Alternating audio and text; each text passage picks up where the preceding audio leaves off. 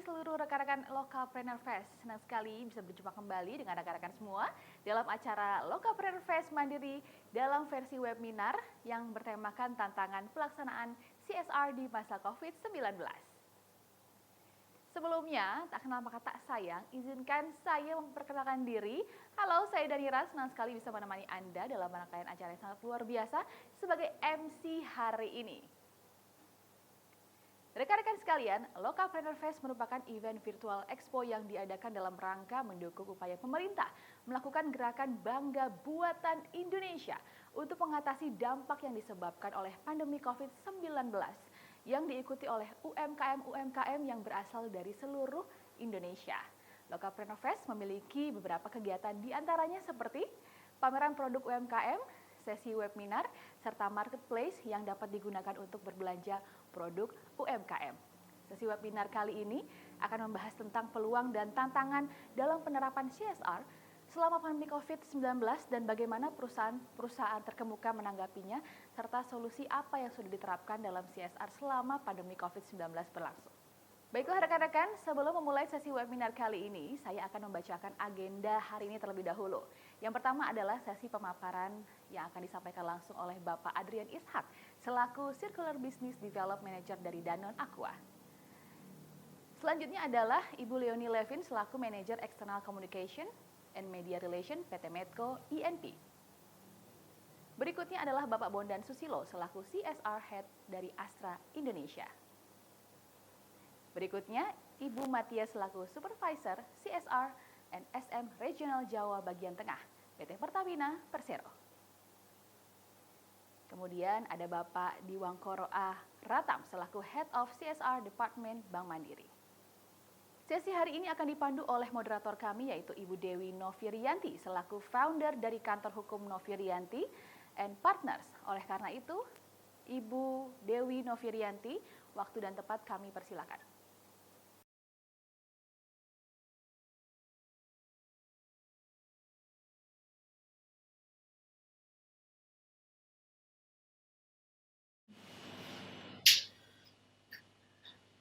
Oke, baiklah.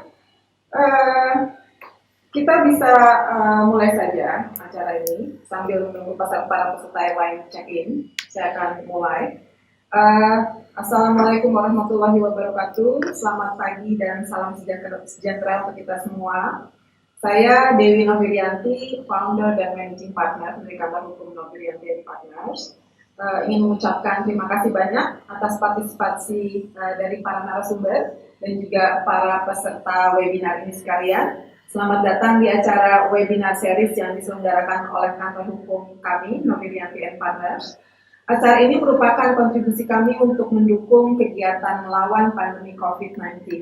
Kali ini tema yang kami angkat adalah tantangan pelaksanaan CSR di masa COVID-19, di mana Novirianti and Partners secara khusus memberikan ruang pada para narasumber untuk berbagi pengalaman dalam melaksanakan program CSR dari masing-masing perusahaan.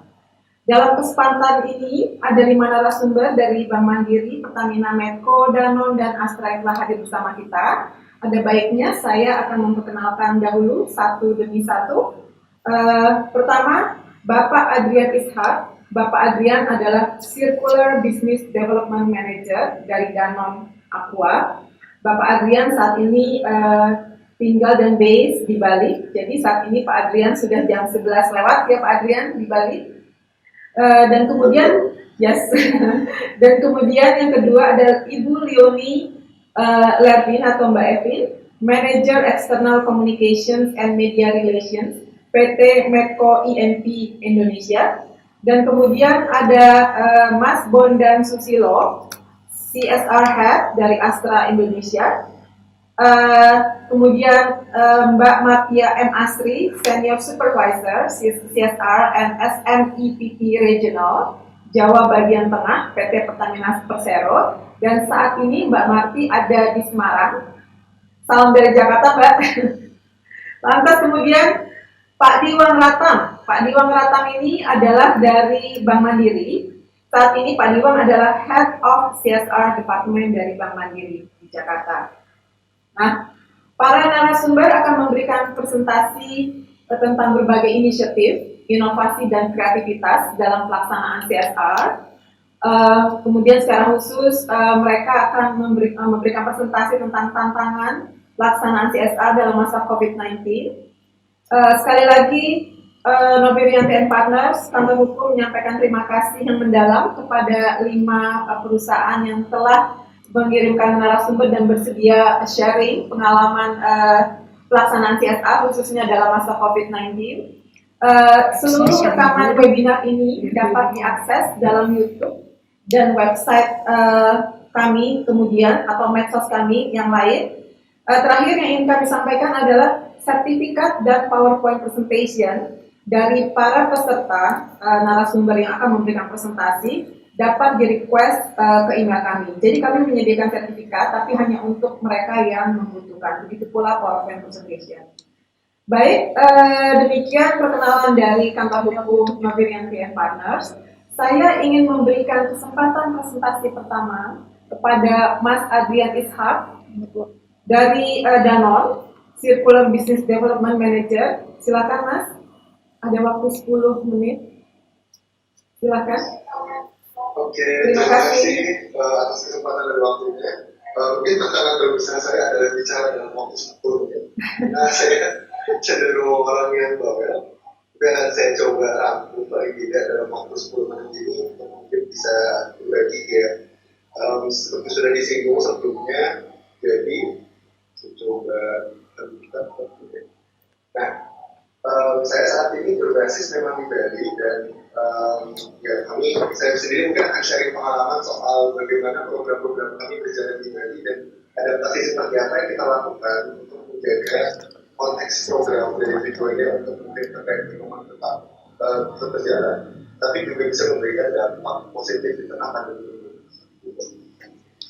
Jadi mungkin akan saya mulai dari sini. Ini mungkin adalah sedikit gambaran untuk memberikan kita ide kira-kira apa sih tantangan lingkungan yang kita hadapi di Pulau Dewata. Nah, yang pertama itu mungkin yang juga sudah teman-teman di sini pahami. Bali itu pulau yang kecil, tapi sangat santol dengan pariwisatanya. Sayangnya masih berputar dengan tatanan pengelolaan sampah yang masih sangat signifikan. Nah, kita bisa lihat di sini dari jumlah timbunan sampah yang setiap harinya itu mencapai 4.000 ton. Baru sekitar 4% yang bisa terdaur ulang di basis saat ini. Hal ini berdampak lumayan besar terhadap lingkungan karena tiap tahunnya ada kurang dari 33.000 ton sampah plastik itu bocor ke laut atau saluran air di Bali. Dan ini adalah tantangan yang besar karena Bali sendiri adalah pulau yang menjual pariwisata dan keindahan alam sebagai salah satu poin utamanya. Nah, jadi mungkin teman-teman juga sempat lihat ada publikasi-publikasi yang viral, ada turis yang berenang di Nusa Penida dengan plastik. Nah, ini mungkin adalah salah satu tantangan yang dihadapi di Bali untuk saat ini. Nah, terus yang poin kedua itu adalah soal sumber daya air. Nah, ini mungkin yang juga saat ini potensi buat lebih alasan kita dibandingkan isu sampah plastik, tapi seharusnya kita tetap bisa jadikan perhatian. Tapi sebetulnya hal ini terutama karena sektor pariwisata yang memang berkontribusi besar terhadap perekonomian dari itu mengkonsumsi air jauh lebih tinggi daripada sektor lainnya dan apalagi dibandingkan dengan masyarakat domestik bisa sampai dengan 15 kali lipat lebih tinggi. Dan ini juga di tantangannya menjadi semakin besar dengan fakta bahwa dari itu proyek kecil sehingga mungkin perbatasan area yang bisa fungsikan sebagai area recharge atau area sampah yang bisa mengembalikan sumber daya air tanah yang biasanya digunakan oleh rumah tangga atau sektor pariwisata. Terus yang ketiga adalah terkait dengan pertanian. Jadi ini terkait juga dengan dari penawaran dari tahun 2015 ke 2017. 1.400 lahan pertanian itu sudah beralih ke villa, akomodasi wisata, dan sebagainya. Dan hal ini juga sayangnya praktek pertanian yang masih berjalan itu masih belum dewasa lingkungan, sehingga memberikan dampak yang negatif ke lingkungan. Gitu. Nah, dengan berdasar dari problematika yang ada di lapangan seperti itu, kami dari Aqua mencoba memposisikan program-program dan pendekatan kami untuk menjadi bagian dari solusi-solusi permasalahan tadi. Nah, jadi kalau kita bisa lihat di sini yang titik Aqua Biru ini adalah pabrik kami di daerah Manggar, di Bandung, Bali. Dan dari situ kalau kita tarik garis dari pabrik ke atas, kita akan melihat program-program itu memiliki fokus banyak terkait dengan pertanian di sektor agrikultur dan juga konservasi. Dan ini sebetulnya kalah dengan satu problematika yang sudah saya singgung sebelumnya. Dan juga merupakan salah satu pendekatan kami untuk tetap menjaga siklus natural air yang memang menjadi sumber daya penting bagi perusahaan kami. Jadi di sekitar pabrik kita akan melakukan praktik pemberdayaan agrikultur yang berbasis lingkungan untuk tidak menggunakan pestisida, untuk mengolah biomas menjadi biogas untuk rumah tangga di sekitar situ dan juga sebagainya. Nah di daerah hulu, di sini kita membangun konsep konservasi keanekaragaman hayati, tapi yang juga memberikan dampak positif kepada masyarakat sekitar. Yaitu misalnya dengan praktek ekowisata, konservasi yang berdasarkan dengan jasa lingkungan, jadi kita memberikan benefit langsung kepada masyarakat untuk setiap pohon yang ditanam dan dijaga. Jadi bukan sekedar hanya menanam pohon, tapi kita juga memikirkan bagaimana pohon tersebut sebetulnya bisa tumbuh, bisa memberikan nilai positif ke lingkungan secara ekologis dari sisi serapan air dan serapan karbon.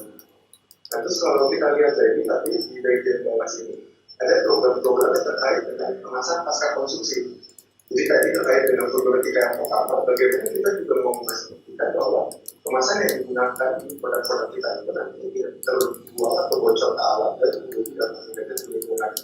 Jadi program-program ini adalah program-program yang fokusnya memang terkait dengan memastikan pengumpulan sampah berjalan, edukasi kepada masyarakat sekitar dan sebagainya. Nah mungkin saya akan jelaskan sedikit lebih detail soal program yang terkait kemasan ini. Jadi untuk terkait kemasan ini, Aqua mulai gerakan yang namanya Hijab Plastik di tahun 2018. Tujuannya itu sejalan sebetulnya dengan komitmen pemerintah Indonesia yang menargetkan bahwa kita akan mengurangi 70% sampah yang bocor ke laut pada tahun 2025. Nah di sini Aqua mencoba menempatkan diri sebagai bagian dari solusi sebagai produsen di Indonesia, yaitu dengan melakukan 3 aksi dan 3 ambisi yang terukur di tiap elemennya. Yang pertama terkait pengumpulan. Di sini kita berambisi untuk mengumpulkan lebih banyak sampah plastik daripada yang kita gunakan pada tahun 2025. Dan ini adalah beberapa contoh aksi yang kita lakukan bersama di lapangan dengan komunitas, dengan teman-teman industri lain, dan juga dengan bisnis UMKM untuk memastikan bahwa sampah kemasan pasca konsumsi itu bisa terkumpulkan dan malah di banyak kasus terkumpulkan dan kita jadikan bagian dari supply chain kita. Jadi di sini ada yang namanya unit bisnis daur ulang, atau biasanya kita bilang lagi recycling business unit. Ini posisinya ada 2 fasilitas dibagi dan kita sudah sambungkan pengumpulan dari fasilitas ini sampai kemasannya dengan supplier kita yang akan mensuplai recycle PET atau material PET recycle yang menjadi bagian dari botol dari kita. Gitu. Dan kedua dari sisi edukasi, sebenarnya kita berambisi untuk bisa mengedukasi sampai dengan 100 juta konsumen di Indonesia dan 5 juta anak usia sekolah terkait pengelolaan sampah yang lebih baik atau terkait dengan waste awareness. Dan hal ini kita lakukan banyak dalam komunikasi di event besar. Tapi juga kita coba lakukan lebih jauh dengan kita membuat materi edukasi untuk anak SD. Jadi kita sadar bahwa permasalahan sampah itu juga kaitannya dengan wawasan dan pendidikan sejak dini. Jadi di sini kita sudah menunjukkan dari tahun 2019 bekerjasama dengan Kementerian dan Nah, kayak saya ikut. Di sini kita membuat materi untuk diimplementasikan ke anak usia SD untuk mengajarkan pada mereka apa sampah itu, pengelolaan sampah, bagaimana dan sebagainya. Terus yang ketiga adalah terkait inovasi. Jadi kita berambisi untuk terus berinovasi dan memastikan bahwa pada tahun 2025 nanti 100% produk kita itu packagingnya sudah bisa didaur ulang, terbuat dari material daur ulang atau bisa terkompostibel atau terurai di alam. Jadi kita juga berambisi minimal 50% dari recycling konten yang ada di semua packaging kita pada tahun 2025 nanti. Nah di sini ada 2 contoh yang saya coba angkat, yaitu botol yang kita buat dari 100% recycle PET atau aqualine. Dan baru-baru itu kita menunjukkan inovasi terbaru di Bali, yaitu botol kaca ukuran kecil untuk memenuhi kebutuhan customer-customer kita di segmen horeca, hotel-restoran, hotel-hotel terutama untuk kondenans dalam ruangan. Jadi 3 di sini adalah pilar atau mungkin strategi pendekatan kita yang kita lakukan di program terkait kemasan Nah, sekarang kalau kita berbicara soal dampak COVID, atau mungkin tantangan COVID sebetulnya bagaimana korelasinya. Nah, sebetulnya yang menjadi sangat menarik adalah bagaimana kita memposisikan ambisi dan program kita tadi yang bertujuan untuk memberikan dampak positif lingkungan, bisa memberikan dampak positif juga kepada masyarakat yang sedang terdampak pandemi. Dan di sini sebetulnya saya coba angkat dua kata kunci untuk mempersimpel narasi saya. Jadi ada dua, yang pertama itu adalah dengan orientasi. Pertama tadi kita mesti posisikan bagaimana objektif utama dari program kita itu tidak tertinggalkan, tapi juga bisa menjadi bagian dari penyelesaian masalah orang-orang yang ada di tengah pandemi ini. Di sini saya coba angkat beberapa contoh, misalnya dengan yang kita lakukan dengan komunitas pemulung. Di sini kita waktu itu berangkat dari pemikiran, oke, pada saat pandemi ini sebetulnya apa yang mesti kita fokus sebagai, kita melihat COVID ini sebagai suatu bencana. Nah, apa yang mesti kita lakukan untuk memitigasi dampak dari bencana ini?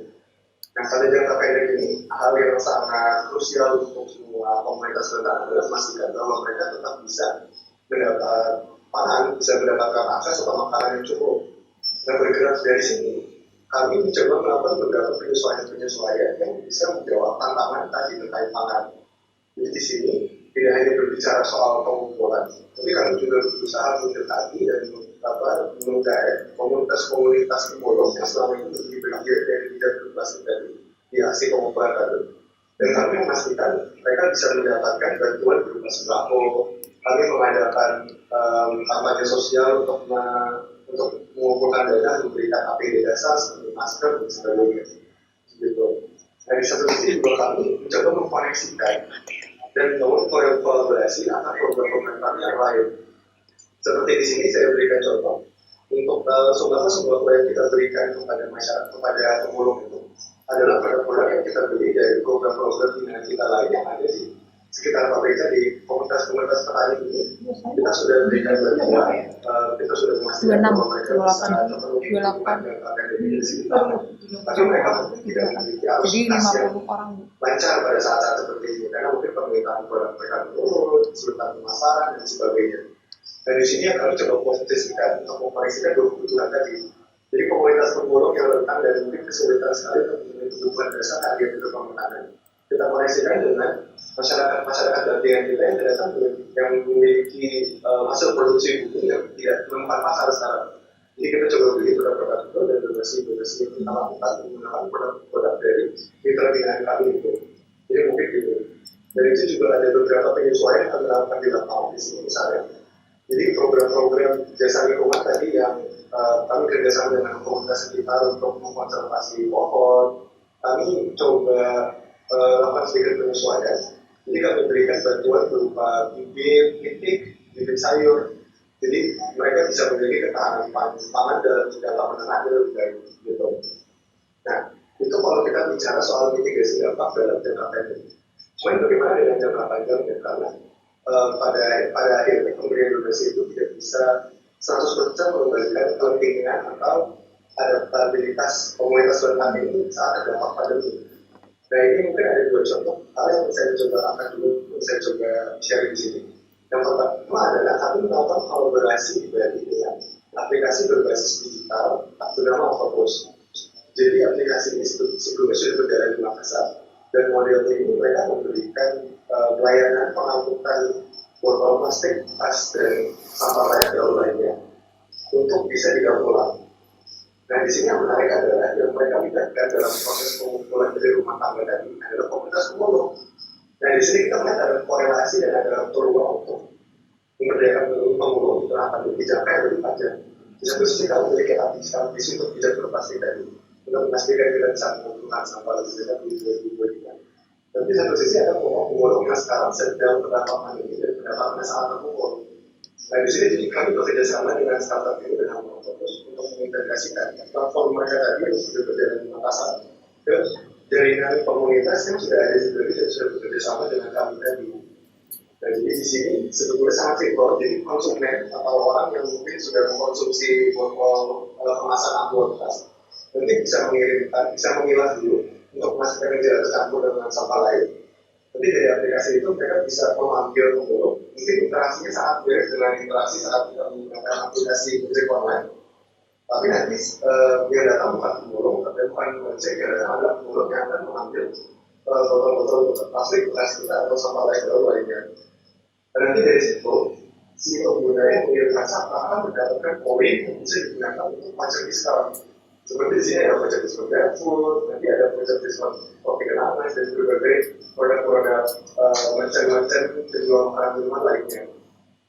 Jadi ini menurut saya sangat menarik karena pemulung ini pun akan terbayarkan dan di sini mereka tidak harus membayar atau mendapatkan sampah-sampah layak jual yang mereka bisa jual kembali. Dan di sini kita pun menggandeng berkolaborasi dengan penjual-penjual makanan seperti penjual nasi kecil dan penjual pokok-pokok lainnya untuk bergabung menjadi penyedia konsep yang bisa menarik konsumen-konsumen nanti mengirimkan sampahnya dari aplikasi ini di bawah program hijau ini. Gitu. Jadi kita berharap ini bisa jadi alternatif pendapatan bagi komunitas teman-teman pemulung yang sangat berdampak penting saat ini. Nah untuk yang kedua saya akan coba sharing dulu dari dengan adaptasi yang kita lakukan di salah satu program kita tadi di ekowisata namanya Dupalang Dalas. Nah jadi sebenarnya ini adalah area konservasi seluas 22 hektar yang melibatkan 700 orang penduduk di daerah sana. Jadi kita membangun konservasi berbasis ekowisata untuk memastikan bahwa dengan konservasi yang tujuannya sebenarnya menjaga keanekaragaman hayati itu, tapi bisa memberikan dampak yang positif pada masyarakat sekitar. Dan di sini kita melakukan penyesuaian di tengah COVID dengan membungkus ekowisata ini di ekowisata edukasi dengan berwawasan dan berprotokol kesehatan COVID. Nah ini saya akan coba share videonya.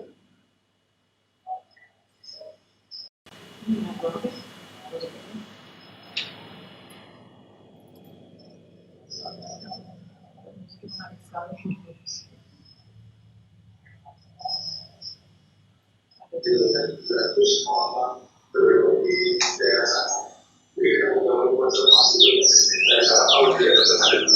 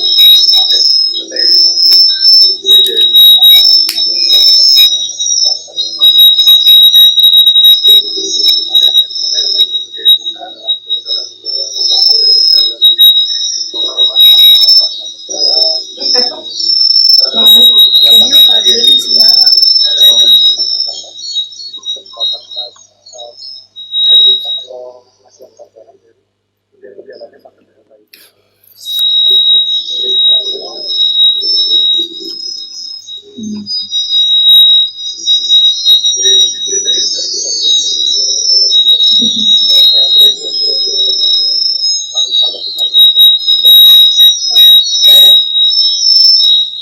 kasih Mas Adrian, saya pengen tepuk tangan deh, it's wonderful. It's really great approach ya. Jadi keywordnya itu tadi korelasi dan kolaborasi, dan kemudian approach yang lainnya adalah pendekatan short term and long term ya, dengan ekowisata yang it's so wonderful. I really want to go there. Thank you so much Mas Adrian. Sebenarnya saya pengen banyak lagi komentar, tapi karena keterbatasan waktu, saya ingin kasih kesempatan dulu untuk Mbak Evin. Ini Mbak Evin juga udah punya bahan yang sangat menarik untuk kita dengarkan. Silakan Mbak Evin. Please. Enggak ya? Oh, oke. Yes, ya. Kelihatan. Silakan Mbak Evin. Mbak Evin dari Medco ya. Ya, tapi belum slideshow ya. Ya, silakan diklik slideshow-nya. Baik. Selamat pagi, sobat Ibu Dewi. Terima kasih atas kesempatan yang lagi. Senang sekali berkumpul bersama orang-orang hebat yang lain dan memberikan kesempatan untuk saya menceritakan bagaimana Menko langsung saja. Tahun ini merupakan challenge year buat semua. Saat ini seperti kita ketahui hampir perusahaan di seluruh dunia terdapat yang tidak terkecuali yang justru terpukul dua kali. Jadi selain COVID, kita dapat pertama dengan tapi terakhir saya dengar beberapa perusahaan bisnis multinasional di beberapa pemberitaan itu terpaksa menggunakan ratusan buat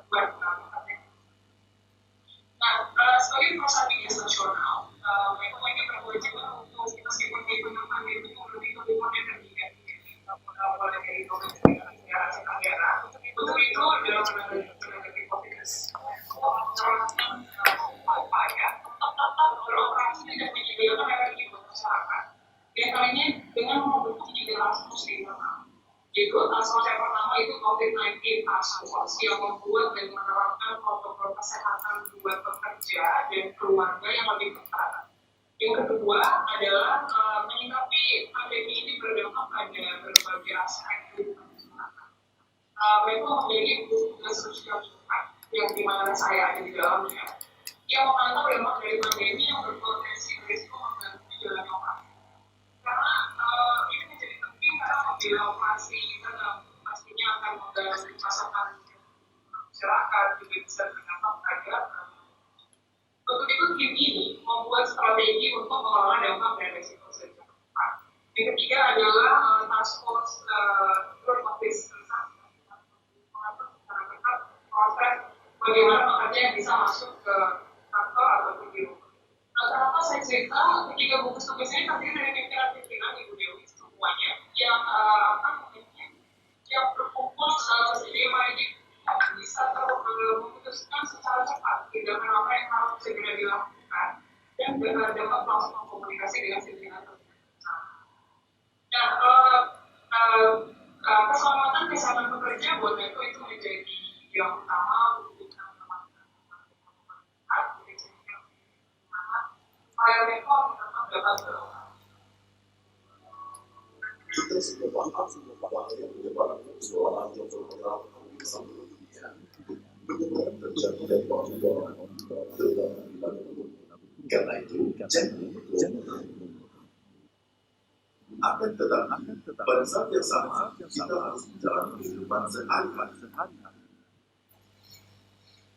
Sekolah tetap sekolah pun di rumah saja. Ibadah terus berjalan walaupun juga di rumah saja. Walaupun di rumah kita tetap hidup listrik dan gas. Kita juga tetap butuh bahan dan minyak untuk jalan dan kendaraan. Bagaimana mencapai agar tidak tertular dalam kehidupan terus berjalan. Pemerintah menetapkan ada beberapa jenis industri yang harus kita beroperasi. Salah satunya perusahaan minyak dan gas bumi. Perusahaan bertugas umum mencari minyak bumi dan gas yang kemudian serah dan kendaraan untuk menjaga ketahanan energi. Produksi perusahaan minyak dan gas bumi kemudian diolah pemerintah untuk bahan dan listrik. Tanpa minyak dan gas bumi, kehidupan menjadi sulit. Pasokan listrik berkurang. Kalau tidak menyala, kendaraan tidak berjalan.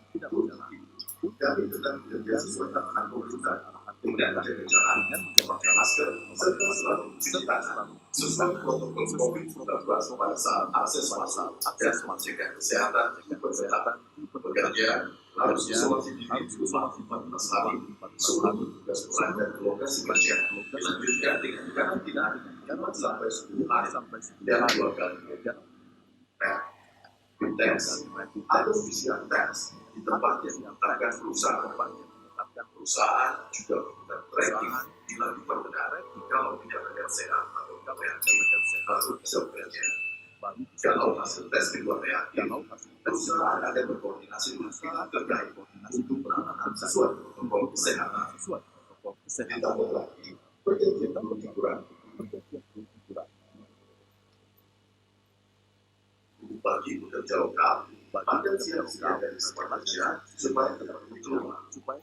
Aktivitas yang tidak melakukan langsung dengan kegiatan produksi utama di rumah dan di tempat kerja, standar kesehatan diterapkan dengan ketat. Semua sesuai dengan pemerintah. Status siaga darurat bencana alam wabah COVID-19 ditetapkan. Strategis nasional COVID-19 bekerja dengan peraturan khusus kesehatan dan keselamatan lebih utamakan lagi. Disiplin ditingkatkan bersama kita wabah COVID-19 jaga tetap hidup, kontrol tetap berjalan, dan kendaraan tetap bergerak.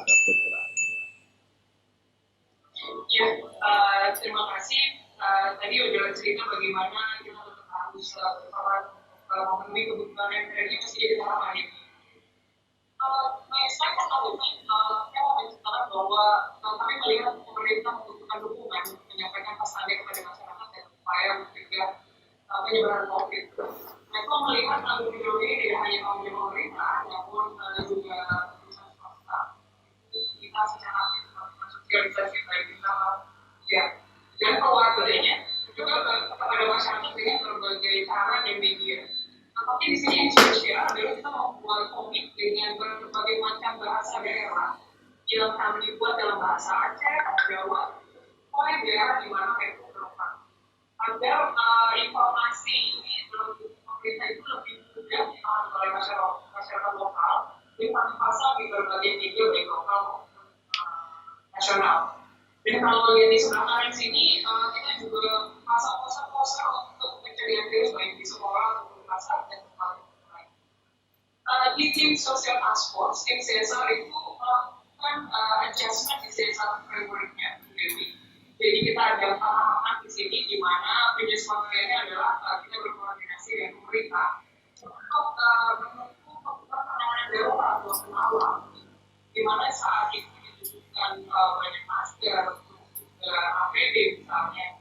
Untuk saat APD terbatas, kami memutuskan untuk memberikan mesin disinfektan APD ini benar-benar dipastikan bahwa penggunaannya atau pemberiannya sesuai dengan waktu darurat.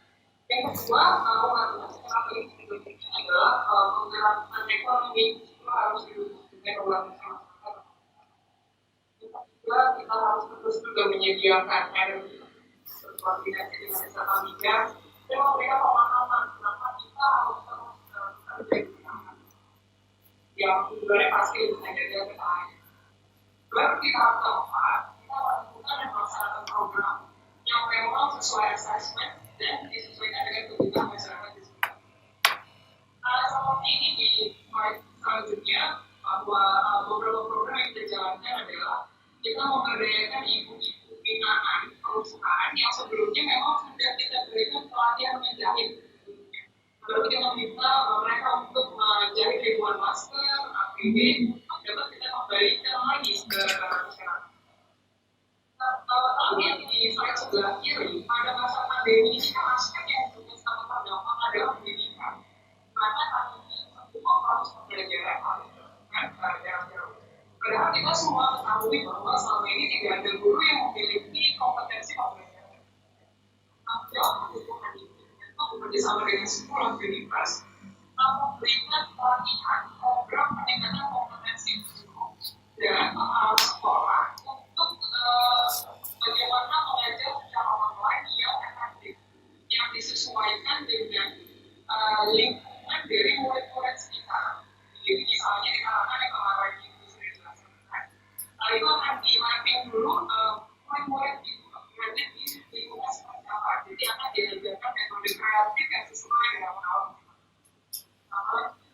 program itu kita bekerja sama dengan yayasan dan juga akademisi dan komunitas yang ternyata setelah kita analisa masih banyak murid-murid yang tidak memiliki gawai dan spesifikasi. Untuk itu kita bersama Foundation dan juga bersama Kerjaan itu akan menggalang dana penyediaan gawai. Nah, kalau tadi saya sempat cerita bahwa penggalangan dana ini bersama pekerja sebenarnya yang unik adalah semua kegiatan donasi kita, terutama bila terjadi bencana yang selalu mendapat support yang dari para pekerja kita. Mereka jadi biasa secara sukarela pembagian biasa. Atau kalau membuat adonan yang kita kawasan, maka saya harus menyebutnya sehingga banyak bantuan yang kita bisa berikan dari mulai atau ribuan sembako, alat COVID yang ada di masyarakat, PCR, CSR, dan yang lainnya. Sebagai penutup, selain semua program CSR dari awal, banyak perusahaan migas karena terdampak dan beberapa kali melakukan pengurangan tenaga kerja, perusahaan kami tetap berupaya sekuat mungkin untuk mempertahankan para pekerja. Demikian dari saya, Ibu Dewi dan rekan-rekan, semoga bermanfaat. Terima kasih. Terima kasih banyak Mbak Evin, ini sangat menarik, sangat menarik ya. Approach yang melakukan adaptasi terhadap bahasa lokal, terhadap kegiatan-kegiatan CSR yang sudah dilakukan itu sangat produktif ya. Jadi saya melihat tadi ada ibu-ibu yang memang sudah empower untuk menjahit. Sekarang mereka baru menjahit lebih banyak masker misalnya gitu ya. Terus kemudian yang sangat juga menarik adalah peningkatan kapasitas untuk pembelajaran secara daring ya. Memang itu yang sangat diperlukan saat ini. Karena kita tidak pernah membayangkan sebelumnya tiba-tiba anak kita harus belajar daring ya. Kalau dihitung sekarang sudah hampir 1 tahun sebetulnya anak-anak itu belajar daring. So, jadi hoping that situasi bisa lebih baik di masa mendatang. Tapi paling tidak pada saat ini sudah ada cukup banyak company yang sudah berpikir out of the box ya. Seperti tadi Danone dan kemudian Metro. Thank you so much, Mbak Evin. Jadi sekarang kami ingin memberikan kesempatan kepada Mas Bondan Susilo dari Astra Indonesia. Mas Bondan adalah Head of CSR di Astra Indonesia. Saya kira kita semua sudah tidak sabar ingin mendengar inisiatif dan inovasi dari Astra. Silakan, Mas Bondan. Oke. Assalamualaikum warahmatullahi wabarakatuh. Selamat pagi. Terima kasih untuk kesempatan diperkenalkan itu nama saya Roda, saya internasional di Astra. Kami gitu ya berada di kantor pusat. Kita adalah di Astra kami seluruh di Astra. Kami sekarang ada 7 unit. Jadi dari mulai kita berapa persen? Total playback 87. Total playback 87 kali. Nah, di luar itu kita juga datang 17 orang yang lagi datang.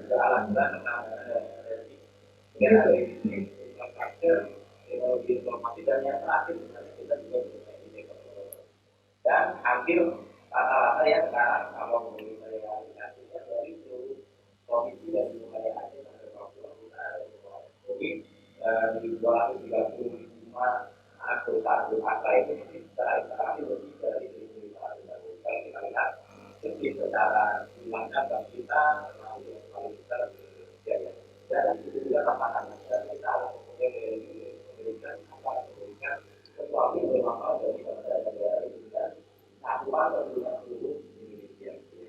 Nah kalau saya lihat tadi dari presentasi sebelumnya juga beberapa korporasi sudah satu mempunyai value yang sama.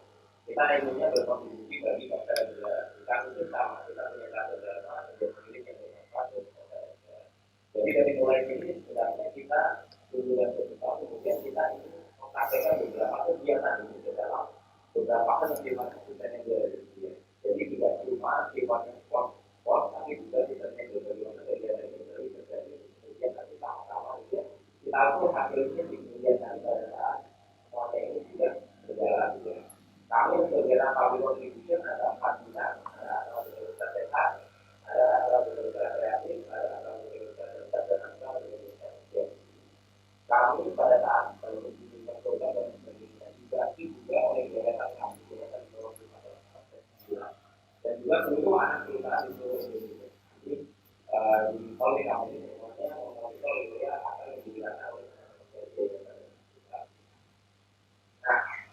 cerita sedikit mengenai tentang kegiatan Pavlov itu. Kalau kita lihat sebenarnya motif dari Pavlov itu selain berasal dari Berry, harus disesuaikan juga dengan apa yang disebutkan berdasarkan sosial interaksi. Jadi kita tidak semata-mata untuk menyelesaikan tugas semata yang diberikan di SA itu bisa berkesempatan juga menyelesaikan problem yang ada di Indonesia. Jadi mulai dari cerita dengan berbagai apa atau pendidikan dan sebagainya, kita mungkin kita terapkan sebenarnya bagaimana kita mengatasi sosial problem yang berbeda. Jadi ada regulasi itu pasti apapun itu regulasinya harus kita pahami. Kemudian kita menjadikan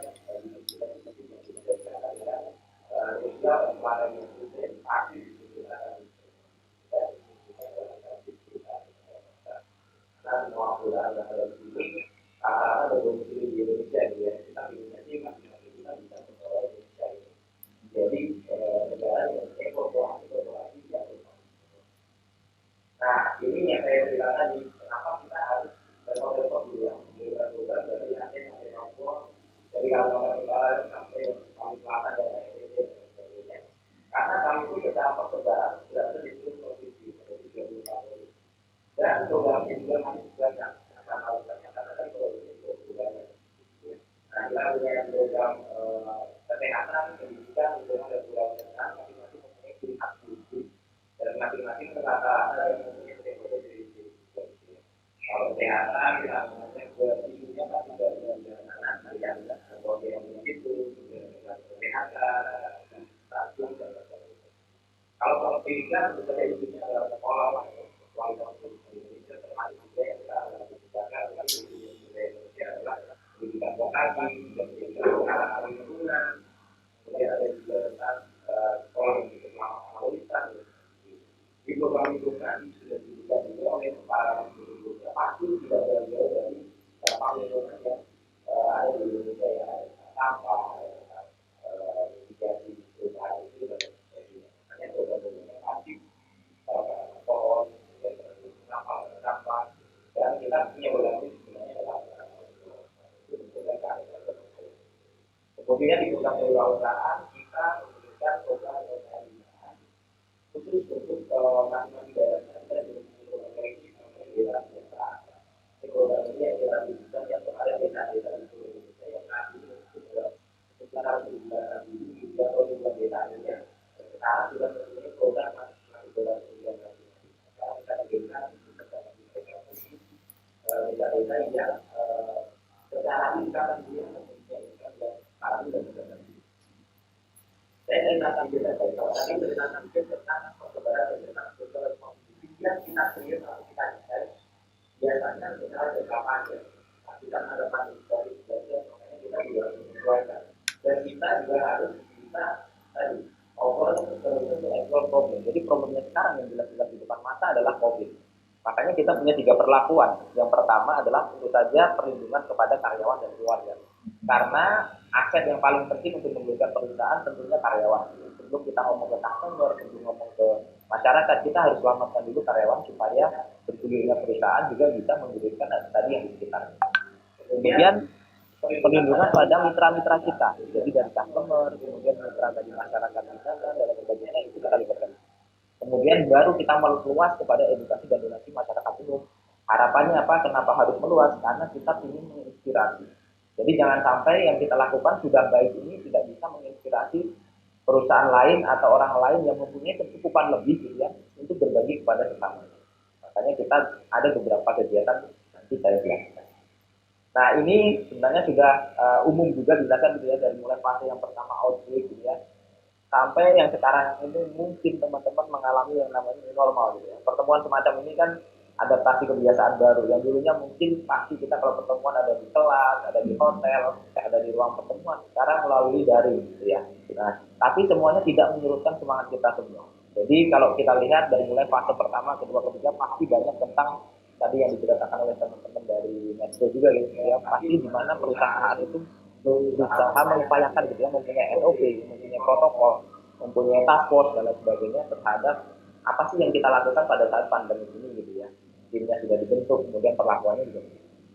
Kemudian kalau fase 4, 5, 6 kita mulai mengimbas kepada orang sekitar atau di luar kita gitu ya. Bahkan kalau bisa di seluruh Indonesia, bagaimana kita bisa memberikan manfaat lebih gitu ya. Karena banyak sekali yang terdampak, tidak hanya di sektor kesehatan tapi juga sektor ekonomi. Ini kalau kita lihat sedikit saja, kalau di internal ya tentu saja kita juga mempunyai task force tadi ya, kemudian Astra COVID Crisis Center. Jadi bagi karyawan gitu ya, misalnya mempunyai gejala dan lain sebagainya bisa berkontak gitu ya dengan crisis center ini supaya apa? Supaya harapannya bisa membantu apa sih yang harus dilakukan berikutnya dan lain sebagainya. Ambulans dan lain sebagainya, tim juga sudah disiapkan. Kemudian health protokol pada saat masuk, kemudian penjadwalan, administratif kontrol, bagaimana terkait PCR dan lain sebagainya, tentunya sudah disiapkan sesuai SOP 5. Termasuk juga protokol untuk tamu dan juga protokol untuk pertemuan pada saat di luar. Ini menariknya adalah karena kalau di tempat saya, mayoritas pekerjaannya adalah berada di lingkungan luar. Teman-teman biasanya kalau di CSR gitu ya, banyak teman-teman itu bergeraknya dengan masyarakat, dengan LSM, dengan beberapa aktivis dan lain sebagainya di dunia luar. Makanya kita juga patuhi dengan protokol yang sangat ketat gitu ya. Dan tidak misalnya tidak menimbulkan kerumunan dan lain sebagainya. Nah, untuk masyarakat pembinaan dan umum gitu ya, kita bagi gitu ya kontribusi kita menjadi 5 tahap ya. Ini di luar yang sustainable program tadi gitu ya. Ini khusus untuk COVID ini.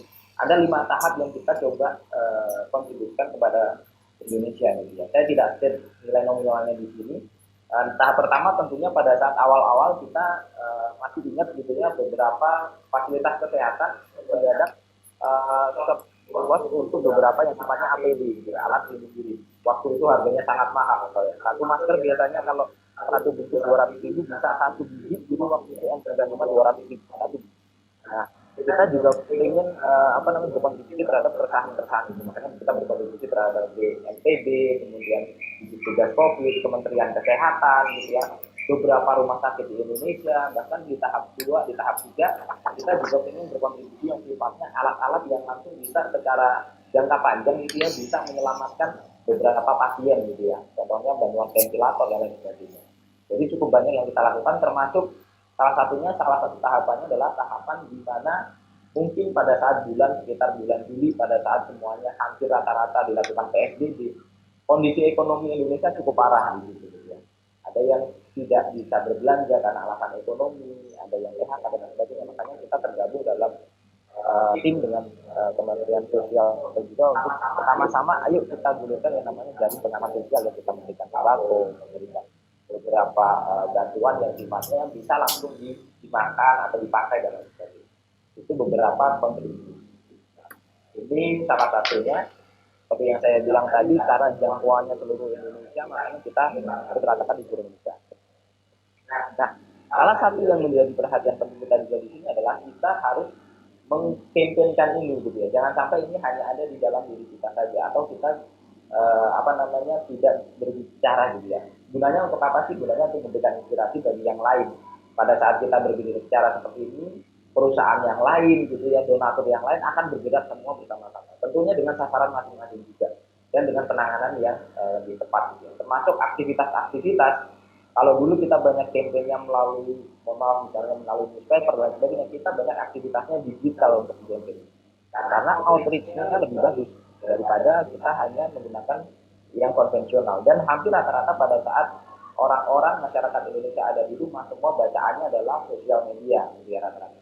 Makanya kita aktivitas digital kita pun kita lakukan secara daring di sosial media. Ada melalui YouTube namanya Satu Indonesia, Semangat Astra Terpadu Indonesia kan. Kita juga mengkampanyekan bagaimana kita harus bersikap positif pada saat COVID ini. Tentunya disesuaikan dengan target market kita gitu ya. Ada yang anak muda, ada juga yang ibu-ibu, ada juga yang bapak-bapak, ada yang orang kantoran dan lain sebagainya. Kita menunya kita ganti-ganti gitu ya. Nah, hebatnya lagi adalah di Indonesia ini terkenal dengan yang namanya kolaborasi gitu ya. Nah, di Astra ini selain tadi cabangnya tersebar dari seluruh Indonesia, dari Aceh sampai Papua gitu ya, kita juga punya komunitas yang tersebar di seluruh Indonesia juga. Ada komunitas namanya Astra Startup gitu ya, ada namanya komunitas kewirausahaan, ada komunitas penerima beasiswa Astra, ada komunitas cycling Astra, runner Astra, ada komunitas lain Satu Indonesia Award dan sebagainya, dan juga komunitas kampung besar Astra dan bisa sejahtera. Itu yang sama-sama kita kolaborasikan, jangan sampai program hanya berhenti di sini.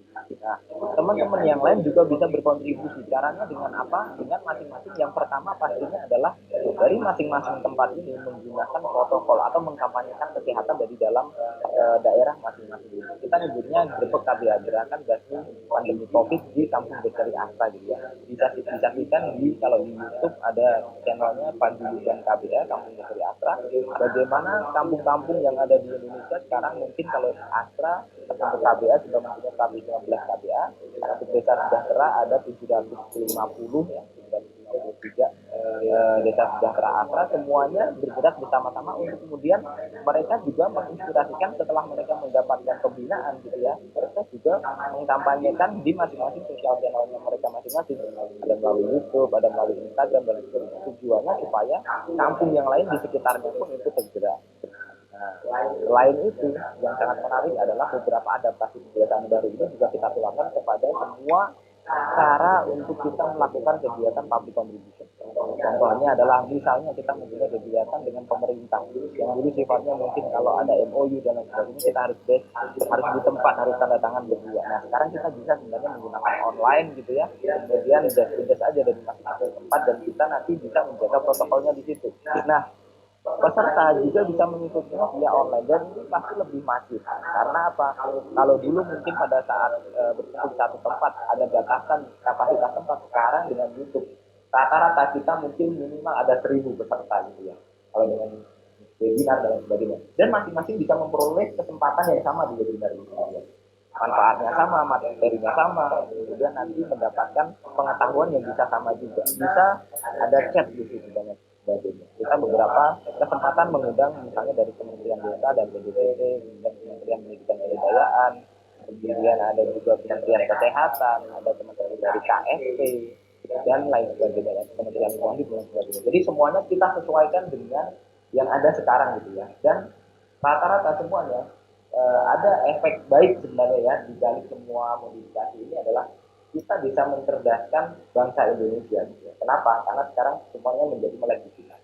Kita dulu bingung gitu ya kalau kita menjangkau daerah desa sejahtera Astra yang adanya misalnya di Morotai atau misalnya di Pulau Buru, Taninda dan lain sebagainya. Kita membutuhkan waktu mungkin 1 hari sendiri ke sana gitu ya. Itu pun dengan biaya yang cukup mahal pasti gitu kan. Nah sekarang dengan adanya online ini masyarakat di sana bisa lebih melek teknologi, kemudian bisa bertatap muka dengan kita bahkan lebih panjang gitu ya. Kita bisa membuka dari konsultasi bisa sehari gitu ya. Bisa kita evaluasi sambil kegiatan yang lain juga dan sebagainya dengan tetap mempertimbangkan efektivitas komunikasi itu sendiri. Nah ini yang kita bisa bersyukur di sini di era new normal ini atau ada kegiatan baru ini kita bisa menggaungkan lagi metode-metode yang mungkin dulu kita tidak pernah terpikirkan.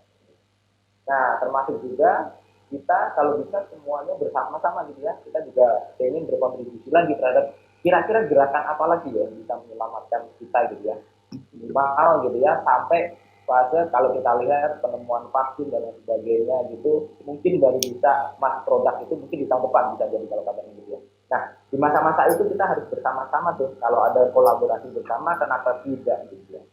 Contohnya yang dilakukan oleh Kementerian Kesehatan ya, coba kita dorong semuanya. Kita bisa berkontribusi apa gitu.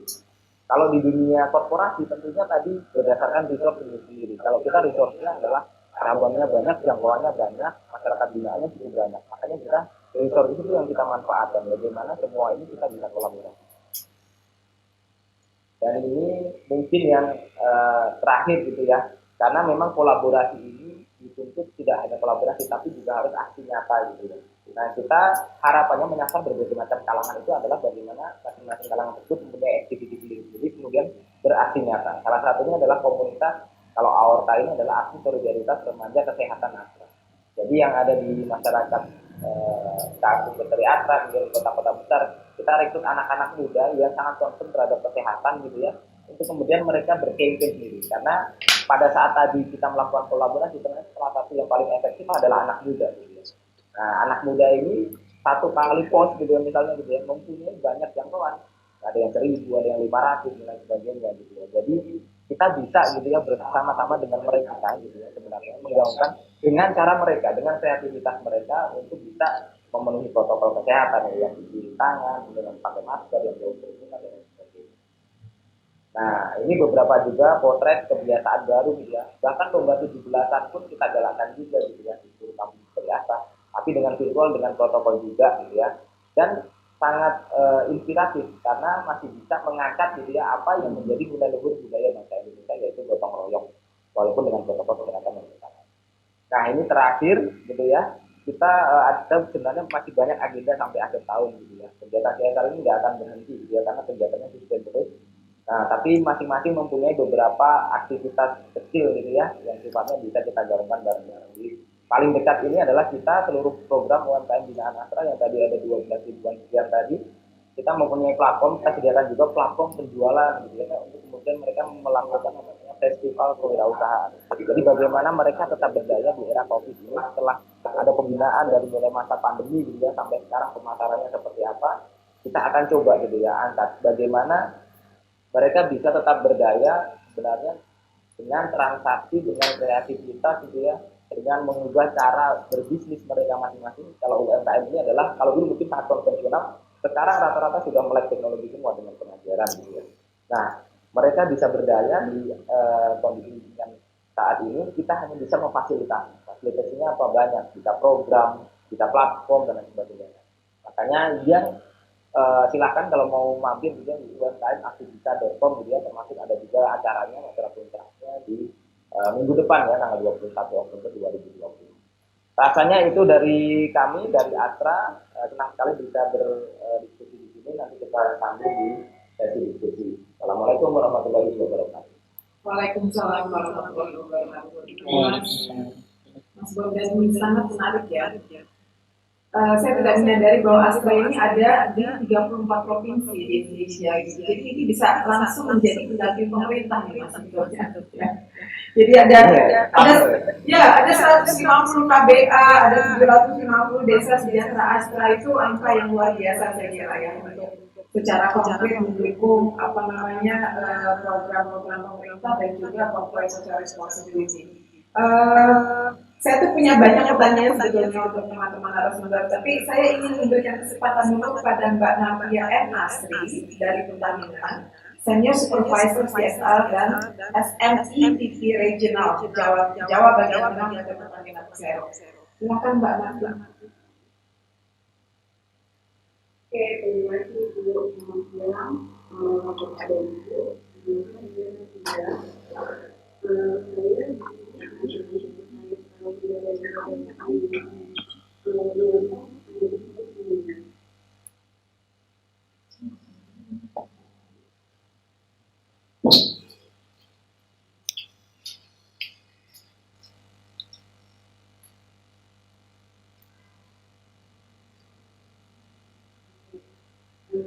Mungkin bagian itu sudah familiar dengan perusahaan kami. Kami adalah perusahaan pengembangan energi Indonesia dengan berusaha beroperasi secara berhubungan, dan kami sebagai BUMN juga mendukung SDGs atau Sustainable Development Goals Indonesia yang diatur pada ISO 20000.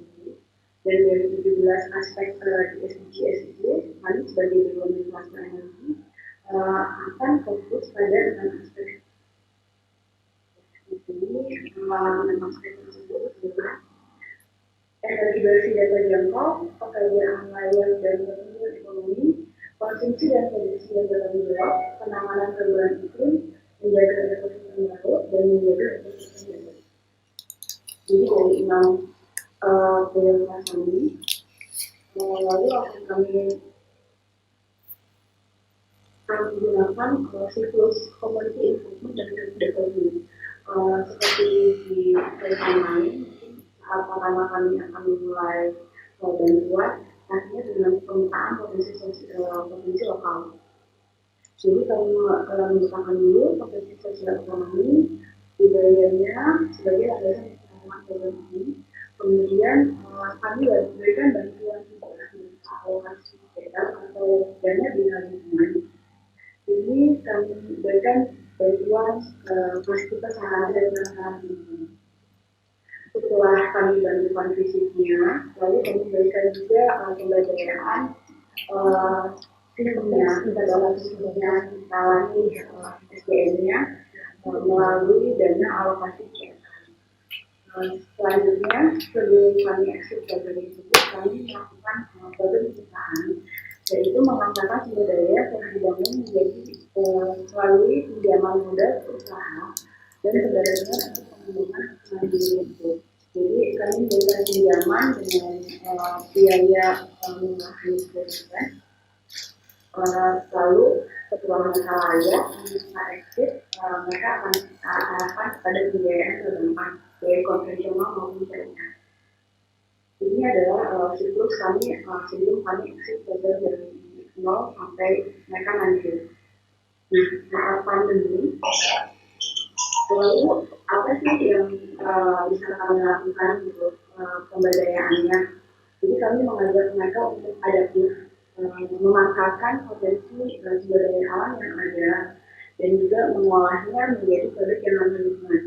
Di sini saya akan berikan contoh nanti dari sampah di Villa Terminal ini, yaitu di Bantul, Yogyakarta.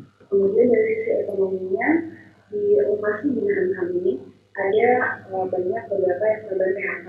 Kami mengajak dan membina para pemuda ini melalui program pertanian terintegrasi, yaitu di makan untuk pemuda di Indonesia.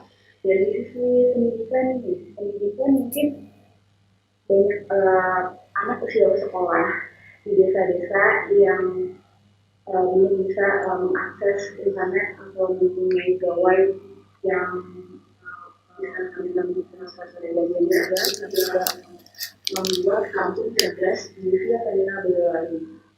Lalu untuk isu kesehatan di Boyolali juga masih di Boyolali ada balita dan ibu hamil yang tidak dapat pergi ke puskesmas di saat pandemi ini. Kami juga melakukan delivery pelayanan terpadu atau desyandu di Villa Terminal Boyolali. Nah, mungkin di awal di adaptif dulu. Jadi sebelumnya kami di Pertamina Villa Terminal Jogja sebelumnya kan ada program bersampah. Kita menjual sertifikat dari sampah plastik yang dijual kepada pengunjung di desa wisata kami. Namun saat kunjungan ini kita, kami berusaha mengajak kelompok usaha itu untuk adaptif dengan menjual produk olahan dari dalam hidup.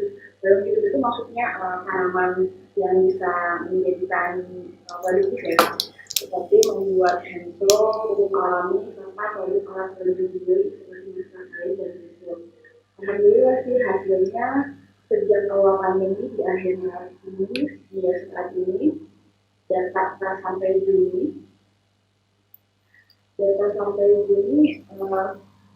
ini 12.550.000 yang didapat dari 4 bank sampah dan ada 166 anggota aktif yang bisa belajar untuk program Bali Hidup ini. Selanjutnya dari sisi ekonomi, berawal dari 16 pemuda di Dusun Bendo di Kabupaten Kulon Progo, mereka kehilangan pekerjaan akibat pandemi COVID ini.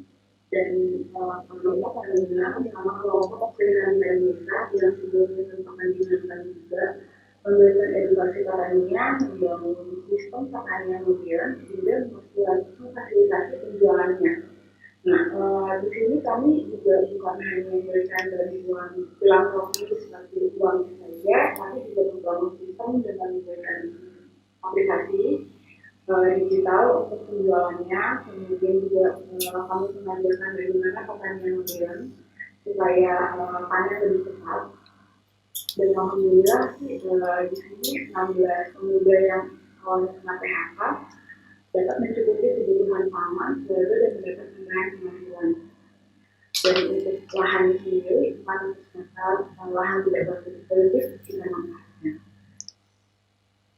Dari sisi edukasi untuk anak usia sekolah yang tidak dapat bersekolah di pandemi ini, kami prihatin karena kita melihat ada tingkat pendidikan orang tua yang cukup rendah sehingga pembelajaran di rumah menjadi tidak efektif.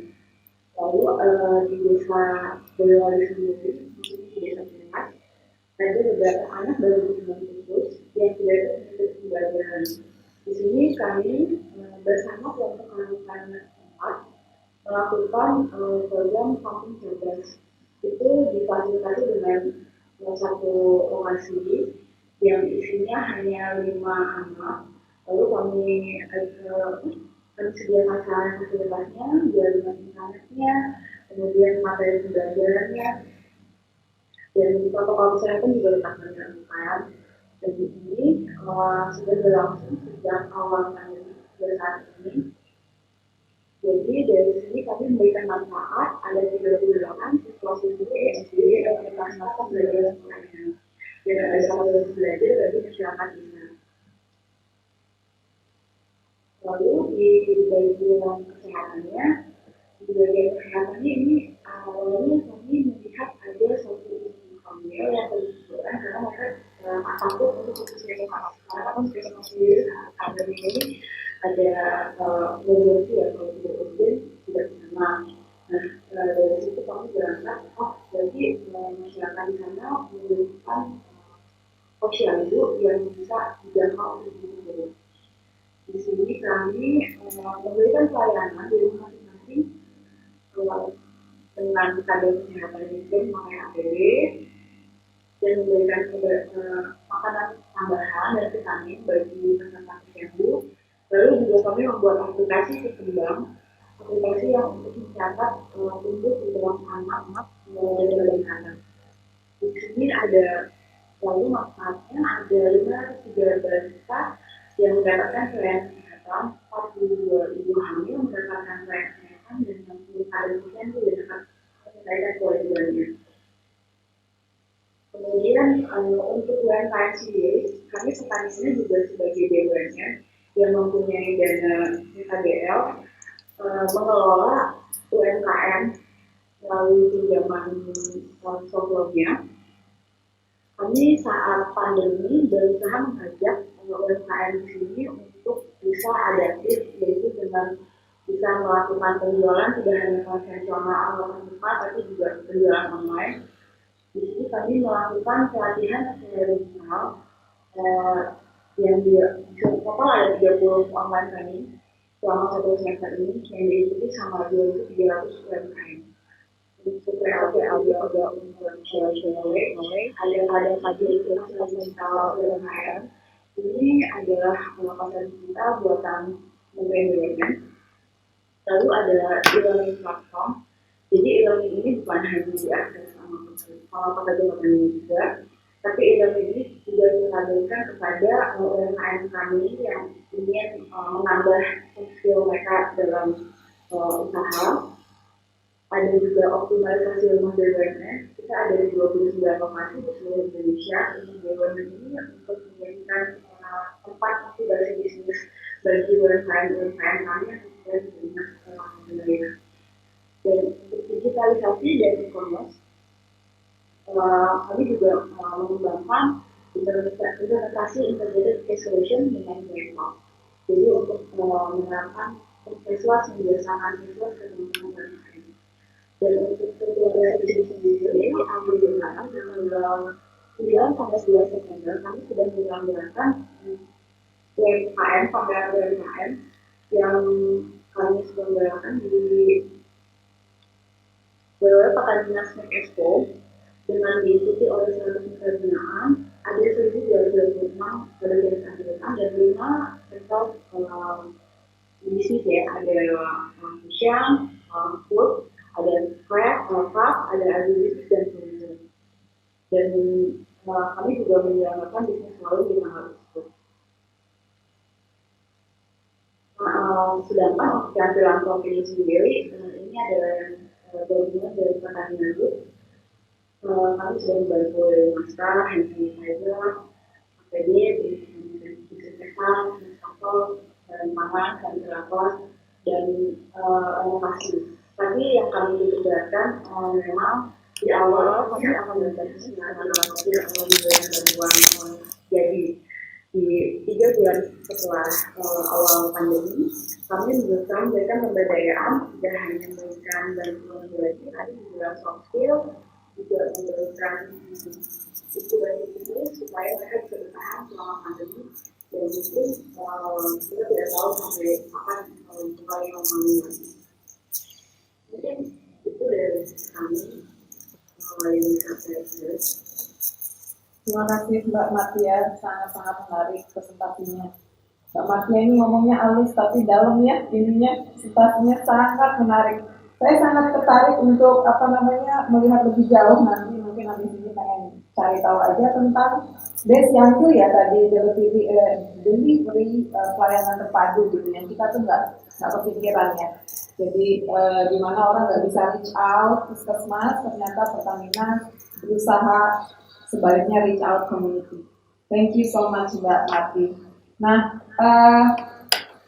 terakhir kami ingin memberikan kesempatan kepada Pak Diwang Ratang. Kalau dilihat dari posternya, ini kayaknya Pak Diwang Ratang ini mau banyak bicara soal pemuda, younger generation, untuk program-program CSR-nya. Silakan. Sebagai tambahan untuk teman-teman yang ada di YouTube, apabila ingin mengajukan pertanyaan, silakan mulai menulis di kolom. Nanti kita akan transfer ke Zoom dan kita akan coba rangkum pertanyaannya. Silakan Mas Diwang. Oke, selamat siang Bu Dewi dan semua narasumber yang hebat. Memang untuk menjadi pembicara terakhir agak sedikit pressure karena model-model lagi gitu kan, dari gitu ya. Saya coba untuk melakukan sesuatu yang mungkin ada repetisi dan ada pertanyaan juga yang berbeda juga. Yang saya rasa juga kurang lebih kita ujungnya adalah harus mengikuti juga SDG tadi disebut Sustainable Development Goals. Jadi ketika CSR mandiri, memang kita punya dua acuan yaitu peraturan PP, Kementerian BUMN dan juga SDG tadi. Terus kemudian baru kita bisa lihat kegiatan apa CSR atau bidang lingkungan yang dapat cocok untuk kita. Satu hal yang saya mau garis bawahi memang program CSR kalau kita lihat dari terus kemudian Astra, Pertamina dan Medco emang kebanyakan memang lebih familiar dengan CSR di perusahaan-perusahaan yang kemudian melakukan eksplorasi alam, sehingga mungkin dampaknya ada di masyarakat sekitarnya dan juga kondisi alam tersebut juga. Nah di Bank Mandiri ini ada unik, mungkin seperti Astra, bahwa kita ada di mana-mana di provinsi, cabang kami dari Sabang sampai Merauke, di jasa pelayanan jasa keuangan khususnya yang tidak secara langsung melakukan eksplorasi kepada alam. Namun kita harus melakukan juga CSR tadi atau program lingkungan dan lingkungan. Dan saya yakin teman-teman juga setuju bahwa program CSR sustain adalah memang yang punya dampak langsung kepada bisnis kita, yaitu dari perusahaan kami sendiri. Bank Mandiri sebagai penyedia pelayanan jasa keuangan memang tidak melakukan hal terkait dengan pertambangan dan eksplorasi alam, tapi kita bisa berlangsung dengan masyarakat di seluruh Indonesia tadi. Sehingga kita lihat bahwa kenapa tadi yang kita sudah mention, kita menilai sebagai salah satu pilar ataupun juga ujung tombak CSR kami itu adalah terkait dengan kewirausahaan. Karena kami berpikir kebanyakan masalah kami itu adalah kewirausahaan dan jatuh bangunnya suatu negara atau satu ekonomi pun juga bisa jadi tingkat jumlah kewirausahaan yang ada di negara itu. Di data 2016 itu 2017 Indonesia masih di kisaran 4% mungkin ya. Sedangkan untuk negara maju semakin banyak, semakin baik daripada seperti misalnya negara tetangga kita di Singapura ataupun juga Jepang atau Korea itu mungkin 10% semuanya, atau Malaysia mungkin hampir 7% dan Indonesia masih di kisaran 4%. Ini adalah kita bersama di Malaysia dan Malaysia asal kami mencoba untuk masuk dalam masalah sosial ekonomi itu. Oke, lanjut. Oke, kita berbicara tentang ini. Kita lihat bahwa yang paling tinggi paling tidak pakai langsung yaitu pertumbuhan ekonomi. Pertumbuhan ekonomi kita yang dulu sebelum pandemi kita diprediksi bisa 5,1 sampai 5,5%, tapi kalau pandemi COVID di kuartal kedua mungkin menjadi 2,3% atau bahkan di kuartal ketiga hampir-hampir bisa dibilang minus, atau di kuartal 4 mudah-mudahan bisa tingkat lagi. Tapi yang jelas terjadi banyak penurunan di tanah Indonesia worldwide, dunia mengalami yang sama, namun yaitu memperparah juga masalah daripada ekonomi di negara kita juga, khususnya di tingkat pengangguran. Tahun 2020 setelah pandemi COVID diperkirakan akan meningkat berkisar menjadi 7,7 sampai 10%. Dan ini pun juga sangat mempunyai impact langsung kepada bisnis kami juga. Sebenarnya pasti layanan jasa keuangan menurun karena memang banyak usaha dan juga bisnis yang cukup berdampak, cukup mengeluarkan banyak karyawannya, sehingga saya rasa Bank Mandiri juga turut terpanggil untuk berperan membantu pemerintah dalam menangani wabah COVID dan dampak-dampaknya ini, khususnya di dampak ekonomi itu. Lanjut. Saya ada mau sedikit soal regulasi. Kalau tadi kan kita lebih banyak mendengar masalah bukan masalah mencoba-coba baik atau disiplinasi khusus di kegiatan terkait COVID dan non-COVID-nya ya. Saya mencoba melihat kalau kita bayangkan kita juga harus melihat ada dasar-dasar regulasi karena memang penggunaan uang atau budget kita tidak bisa lari atau tidak bisa memang harus comply dengan peraturan-peraturan yang ada. Kita beruntung bahwa memang ada istilahnya ada 5 yang menjadi acuan penyaluran dana kami, yaitu pertama di tanggal 13 April ada Perpres RI 12 tahun 2020 yang penetapan bencana alam penyebaran coronavirus atau COVID sebagai bencana nasional.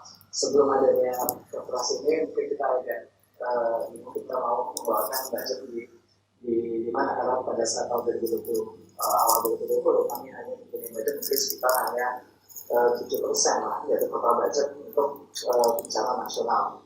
Terus kemudian ada COVID karena ini biasa bencana alam, biasanya ada banjir, ada gempa bumi gitu ya. Aku ketika ada COVID peraturan kepada dasar itu sudah dilakukan di awal tahun dengan menggunakan kertas ini kita bisa mengalokasikan menjadi bencana nasional alam. Kedua ada Perpres RI tanggal 2020 soal refocusing kegiatan realokasi anggaran serta pengadaan barang dan jasa dalam rangka pencegahan COVID. Ini sangat penting juga buat kami karena tadi kuncinya adalah refocusing kegiatan atau realokasi anggaran. Karena di anggaran kita yang di awal tidak ada, kita ada bencana sebuah besar lagi. Namun ketika itu berjalan kita berbicara pada instruksi ini sehingga kita ada refocusing sebanyak 30% atau lebih dari total budget. Terus kemudian di permainan BUMN kita juga ada tentang program penyerahan dan tidak diberikan apa saja yang bisa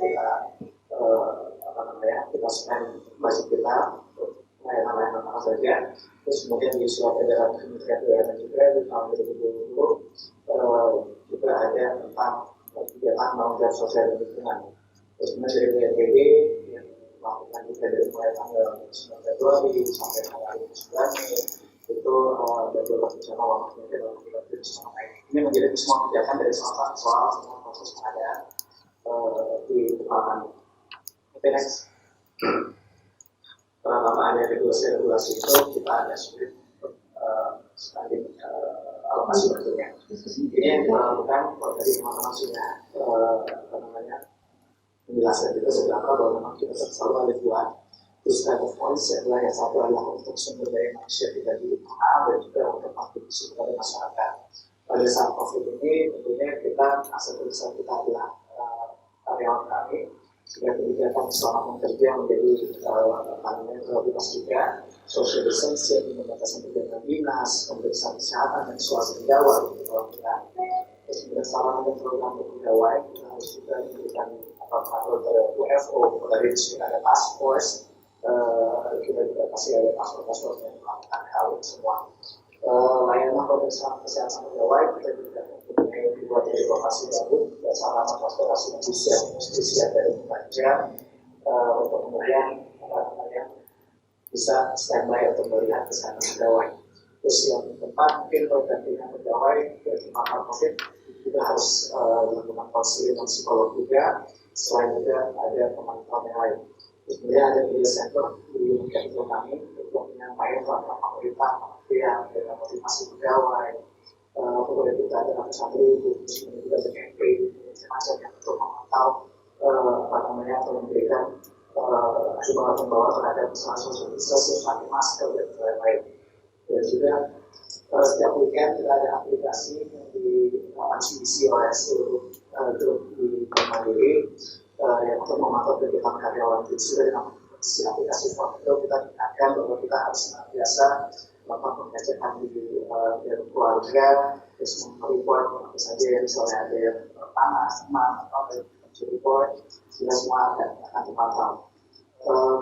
Jadi belum lagi yang tadi virtual di pelatihan kelas digital, bukan hanya di virtual classroom di podcast peningkatan kompetisi pegawai dan juga pembinaan juga untuk masyarakat seperti halnya Metro, mungkin kita juga ada namanya nanti yang cinta Indonesia, di mana direksi kami dan pegawai sama sukarela mengisikan gajinya pada kelompok masyarakat yang kehilangan penghasilan.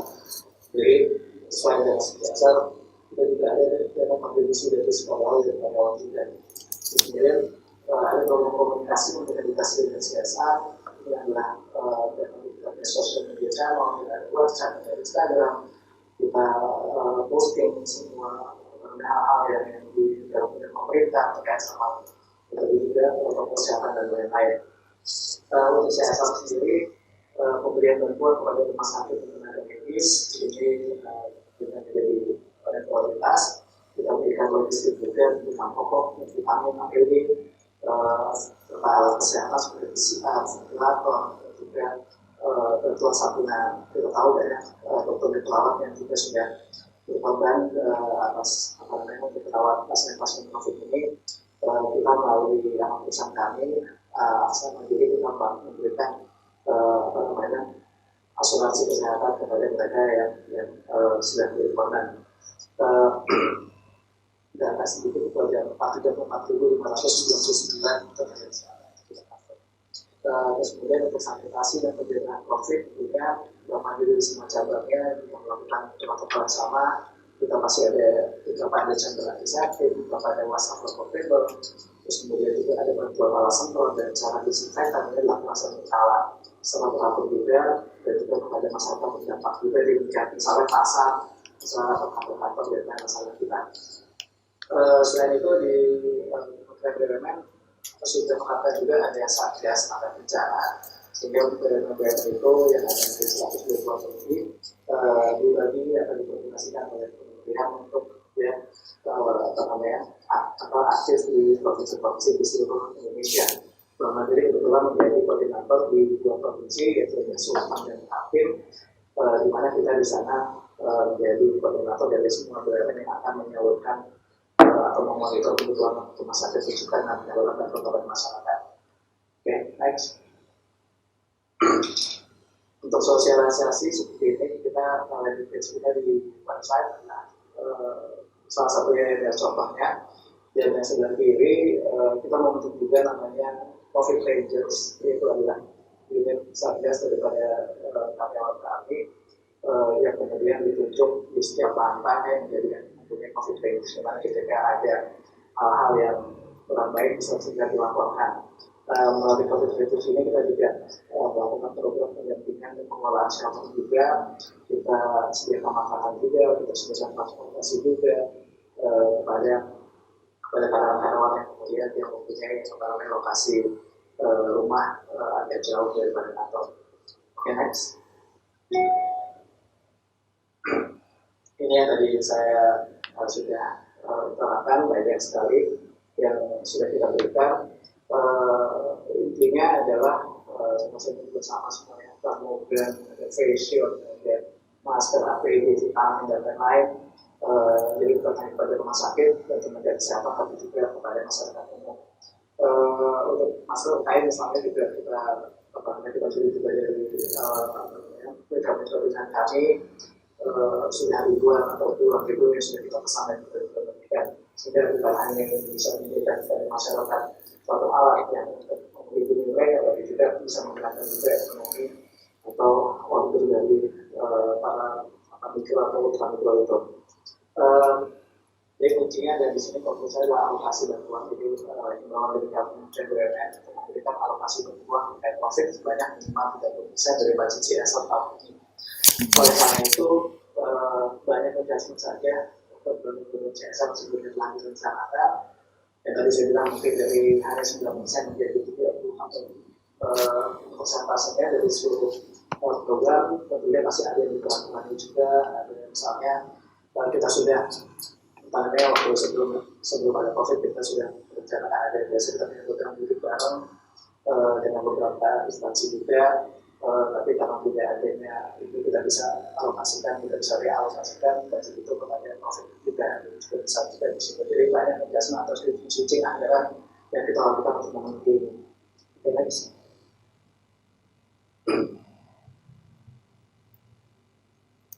Oke, tadi disinggung oleh kita soal SDGs.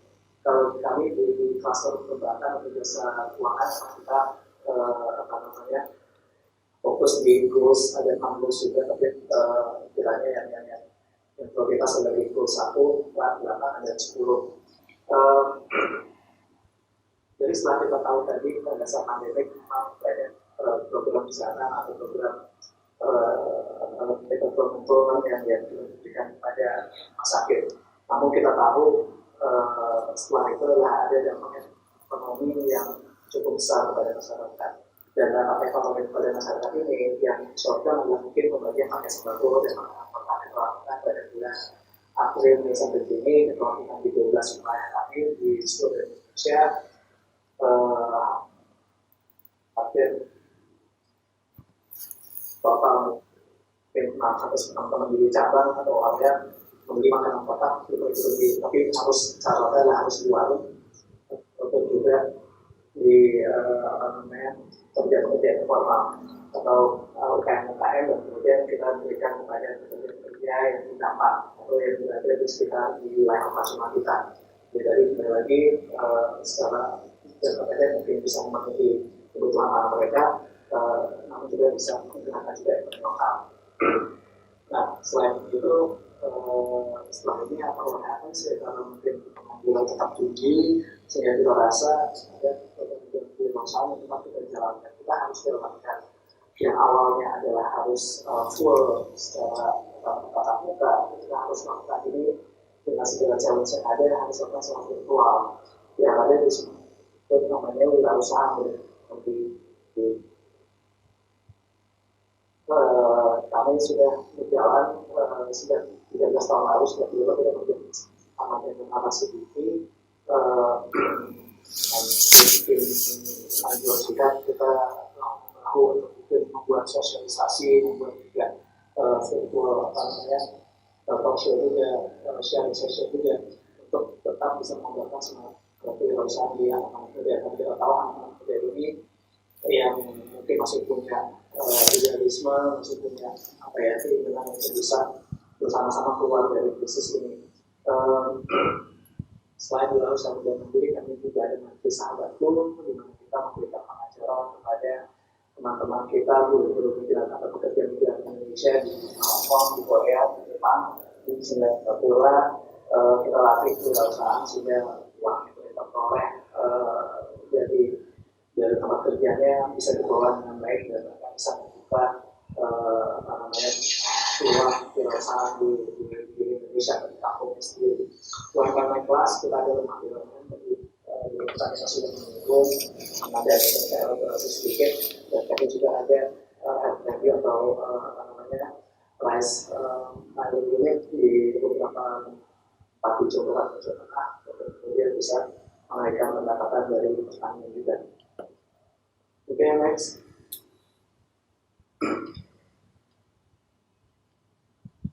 Oke, ini hanya sedikit data persebaran bantuan sosial kami.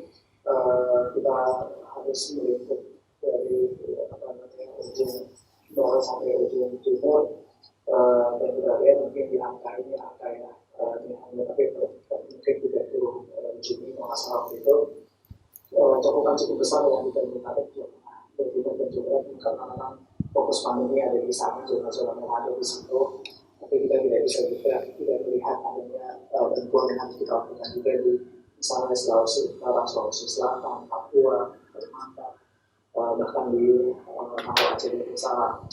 Yang paling bawah ada berbagai posisi yang kita lakukan saat ini, yaitu pembagian masker kain BUMN.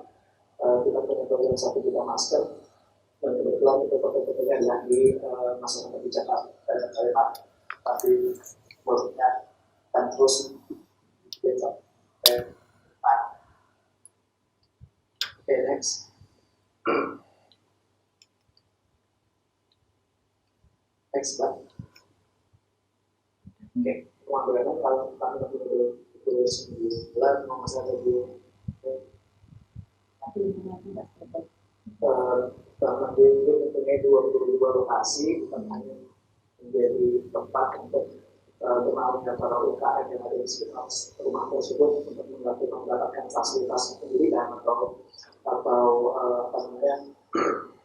latihan, karena tujuannya adalah melatih bagaimana caranya para UKM ini mempunyai pasar pemeriksaan atau masuk ke dalam progres. Rumah BUMN ini bukan baru, kita sudah melakukan ini sejak 3 tahun lalu itu, sehingga mungkin pelatihan yang kita lakukan sekian banyak di tahun 2017 sampai 2019, akhirnya bisa menggunakan banyak usaha kecil yang sudah siap dalam e-commerce. Dan tahun ini kita tahu ada pandemi, semua akan pelatihan mereka. Jadi untuk sekarang di tahun ini ada sedikit penambahan fungsi daripada rumah BUMN ini, tidak hanya untuk pelatihan, tapi juga untuk satgas bencana. Lalu kita sebut bencana sudah menangani COVID. Kita tahu di belakangan ini adalah tentang longsor, ada gempa di Indonesia, ini akan menjadi untuk menjadi posko bencana sebagai pusat koordinasi bencana. Oke, dan untuk menjadi sisi akan menjadi deskripsi dan juga bisa menjadi kadang-kadang bilangnya menggunakan mandiri, bisa dari Telkom, Pertamina, sama memanfaatkan tempat ini sebagai base camp dan kemudian bisa mengeluarkan atau juga banyak sharing pengalaman terhadap banyak hal.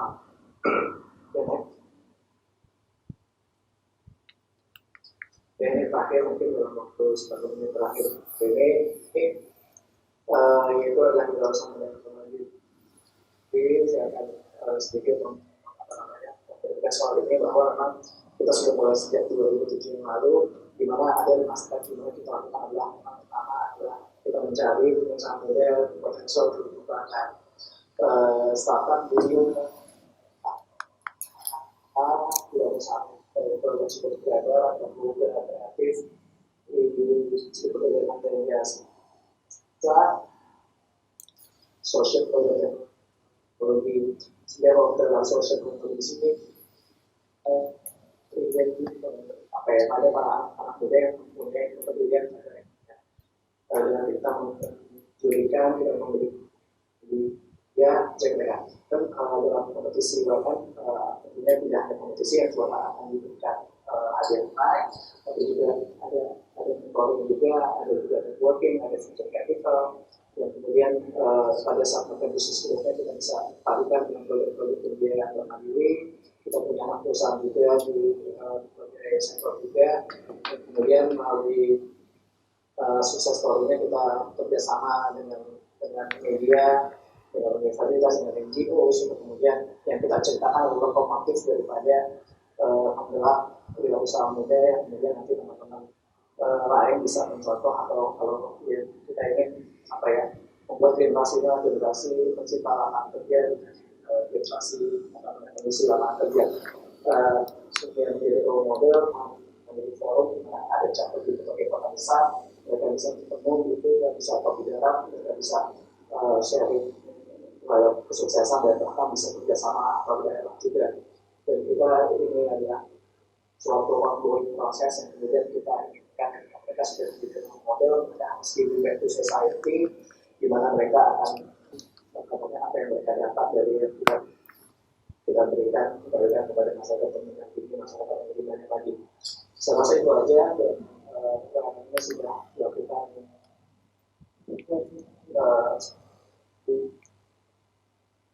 dengan hari maklum, dan untuk bulan ini akan melakukan sendirian di akhir bulan, dan nanti berlanjut di tanggal 4 November.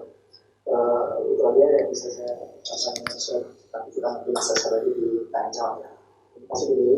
Terima kasih Mas Diwan. Kami sangat menghargai presentasi Mas Diwan. Jadi seperti juga Astra, Bank Mandiri ada di seluruh provinsi di Indonesia ya. Dan alokasi anggaran untuk anggaran CSR untuk COVID ternyata luar biasa besar ya, 30% dari anggaran CSR saat ini. Nah, sebetulnya saya yakin bahwa kita masih mau mendengarkan sedikit paparan lagi dari semua narasumber. Tapi mengingat waktu dan juga ini ada beberapa pertanyaan yang saya kira pertanyaannya bisa dirangkum dalam 2 pertanyaan besar, dan saya ingin memberikan kesempatan kepada masing-masing narasumber untuk memberikan tanggapan secara singkat, bisa 1-2 menit. Ada 2 pertanyaan yang utama yang bisa ditanggapi oleh narasumber. Pertanyaan pertama adalah bagaimana strategi untuk improve good governance dalam konteks CSR, itu yang pertama. Yang kedua, strategi untuk menghindari image atau pendapat bahwa CSR hanya sekedar untuk promosi atau charity. Kalau pertanyaan yang kedua, saya kira bisa langsung saya garis bawahi bahwa kegiatan dan program CSR dari semua company ini sangat luar biasa ya. Jadi agak kurang pas kalau dibilang untuk promosi company aja. Jadi mungkin saya memberikan kesempatan pada masing-masing narasumber untuk memberikan tanggapan terhadap pertanyaan yang pertama tentang kaitan improving good governance dalam konteks CSR. Siapa yang mau memberikan respon?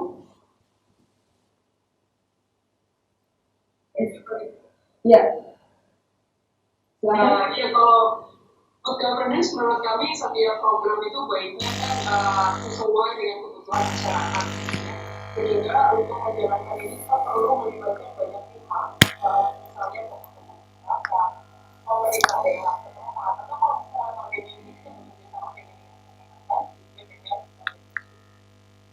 sifatnya, jadi memang kita nggak menentukan sendiri program apa yang harus dilakukan. Tetapi kita melakukan assessment yang hasilnya itu adalah berbagai input dari masyarakat sekitar yang mungkin diwakili oleh masyarakat. Itu sih. Dari narasumber yang lain memberikan tanggapan dan juga sedikit tambahan, saya berikan kesempatan 1-2 menit. Anda? Ya, saya.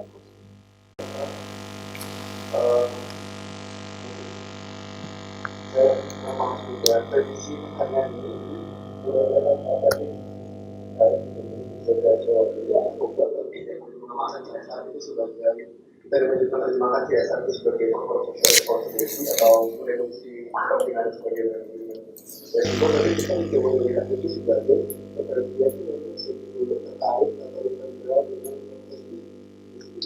jadi di sini mungkin yang bisa saja adalah di dalam Indonesia sendiri berjalan global kita kompetisi mengenai warna-warna. Jadi di sini kita sebagai produsen makanan dan minuman bisa menghasilkan produk makanan dan minuman yang memberikan akses dan pada masyarakat yang sehat dan berpola sehat. Dan di sini juga sadar bahwa proses produksi yang di sini adalah saya coba kata menerjemahkan di sini itu lewat implementasi ekonomi sirkular yang coba kita memang lakukan di dan awal. Jadi pada waktu kita sudah coba membuat jadi proses bisnis kita. Jadi di sini dari ini kita melakukan sudah perlu menjelaskan secara lebih apa yang ekonomi sirkular. Kemudian untuk sedikit konteks adalah ini adalah desain bagaimana kita mengkonsumsi sumber daya Indonesia dan memastikan sumber daya yang dikembalikan itu berbagi dari sisi kemampuan regenerasi di alam. Dan bagaimana sumber daya yang tidak bisa terbangun itu bisa termaksimalkan utilitasnya dan tidak mengganggu keseimbangan alam. Singkatnya itu seperti itu. Nah, jadi kita berdasarkan tadi di kanan ini kita lihat bahwa model-model bisnis tahun 2021 sudah mengaplikasikan reform dari ekonomi sirkular ini. Ini dari kemasan tadi untuk kemasan yang berbahan sekali pakai botol-botol plastik itu, ini kita sudah menghadirkan inovasi yang bisa memastikan bahwa ini terbuat dari kemasan yang 100% material daur ulang. Dan di luar itu pun kita sudah mencoba untuk menjadikan portofolio botol recycle tapi dia mengandung sampai 60% material daur ulang. Jadi kita menghadirkan opsi kemasan yang bisa digunakan ulang. Jadi kalau boleh kita mungkin singkatnya tidak prediksi CSR itu sebagai produk sosial itu tetapi kita lebih bagian dari model bisnis perusahaan.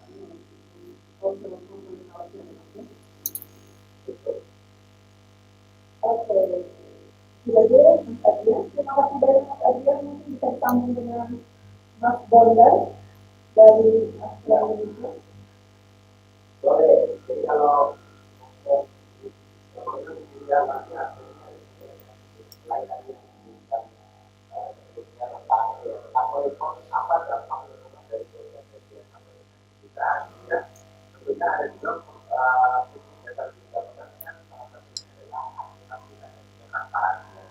jadi apa yang kita lakukan kegiatan kami apa diharapkan menjadi manfaat kepada yang pertama kami stakeholder utama kesehatan. Kalau pada masyarakat kita harus memulai komunikasi yang cukup antara kita dengan masyarakat selatan itu beberapa kesempatan kalau kita bergerak dari partai lain kita kaitkan dengan masyarakat. Jangan semuanya kita beres dari kita jadi apa yang kita beres dari kita itu tidak sesuai dengan apa yang menjadi masyarakat atau yang menjadi pola kerja dari masyarakat itu. Kita dalam fase dan kemudian yang terakhir transparansi adalah kita beritakan di bisa melalui channel masing-masing ya, tujuannya supaya apa, supaya orang lain bisa paham bahwa kita sudah melakukan kegiatan tertentu, masyarakat juga sudah bergerak.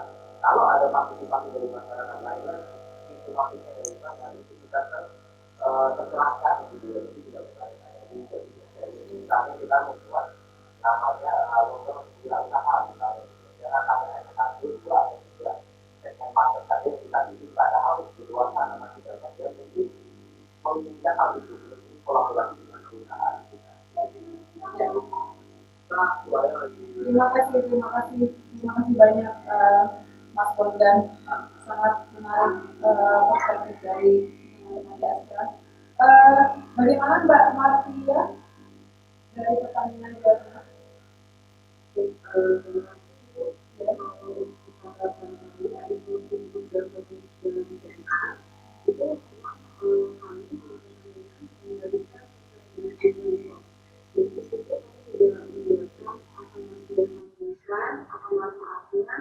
Dan dananya itu sudah dirampas, banyak apa, itu sudah kami diskusi. Itu salah satu bentuk kami untuk juga penulis aku bandingkan juga, dan itu kami juga untuk sudah dibedakan itu juga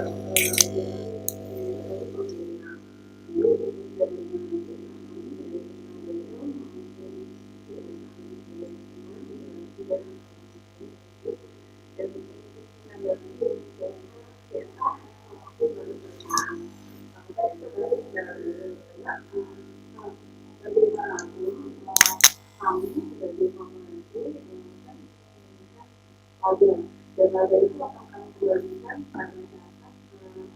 Jadi CSR ada nah itu juga bagaimana kalau CSR itu untuk harus bisa bermanfaat lagi supaya semakin bermanfaat itu yang kita menjadi ada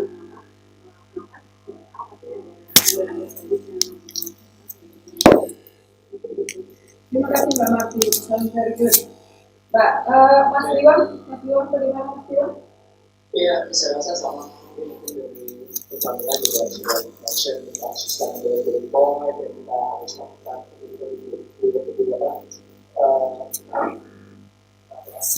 aktif juga yang kedua selain itu juga bisa mereka satu saja kita sudah masuk ke mereka dari kalau misalnya dari kami tidak akan regulasi yang menjadi seperti itu misalnya kita SOP dari penerapan pengambilannya itu dari kami sebenarnya sudah terkait dengan yang kedua tadi sama dengan saya memang bisa bahwa CSR ini adalah bagian dari harus punya ya dengan kondisinya gitu ya ketika tapi saya nggak bisa dia melakukan tentunya ini melakukan kemudian dia harus menjadi produktif tapi tidak kita ingin ini menjadi contoh bahwa CSR yang jadi contoh dari masyarakat sehingga mungkin yang dilihat hanya saya pada sisi baik saja di memang masyarakat atau impact kepada mereka secara sosial dan ekonomi pasal sangat baik dan juga pasal sangat membantu sehingga kemudian dari peran sebagai tanggung pemerintah dalam melakukan program mencapai masyarakat yang sejahtera bisa dirasakan juga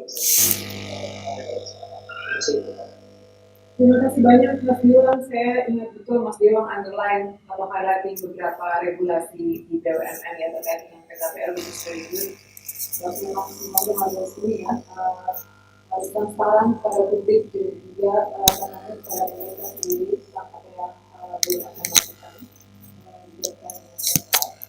Terima kasih para narasumber semua.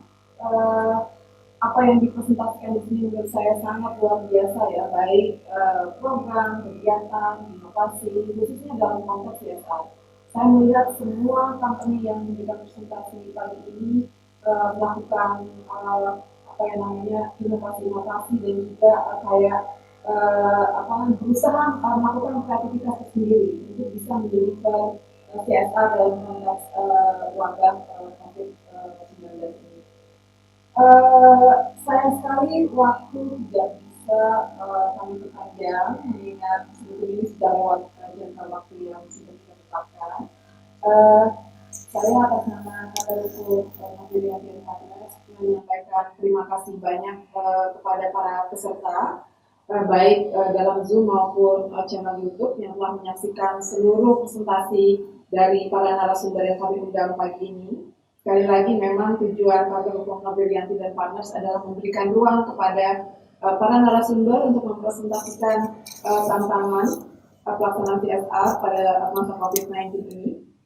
Terakhir, apabila ada para peserta yang berkeinginan untuk memperoleh sertifikat, baik hard copy maupun e-certificate, kami akan sediakan. Tapi mohon untuk bisa menghubungi kami di email yang tertera di dalam email yang telah kami kirimkan atau bisa menghubungi email yang ada di dalam website kami.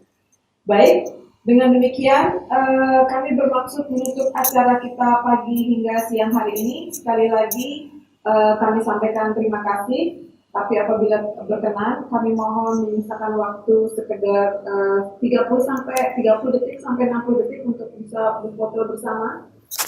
Mohon teman-teman peserta untuk membuka kamera sebentar.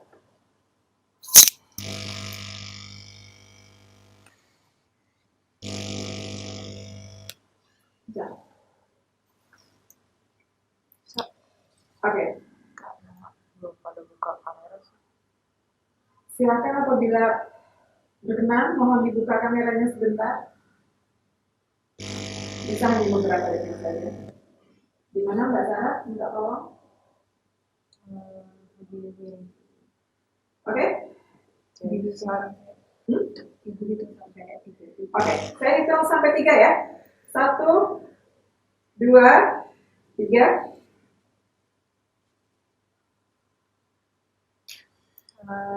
Satu lagi. Ya, coba sekali lagi. 1, 2, 3.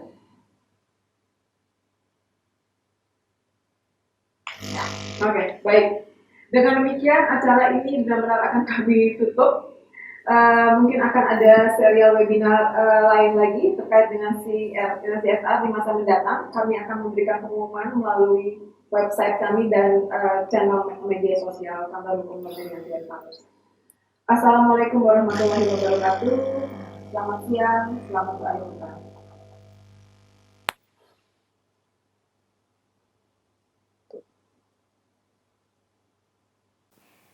Baiklah, terima kasih kepada Ibu Dewi sebagai moderator kita hari ini yang sudah memandu acara dan juga kepada narasumber-narasumber yang sudah memberikan informasi tentang berbagai inisiatif, inovasi dan juga kreativitas dalam pelaksanaan CSR dan tantangan pelaksanaan CSR selama pandemi COVID-19. Selamat beraktivitas dan sampai jumpa.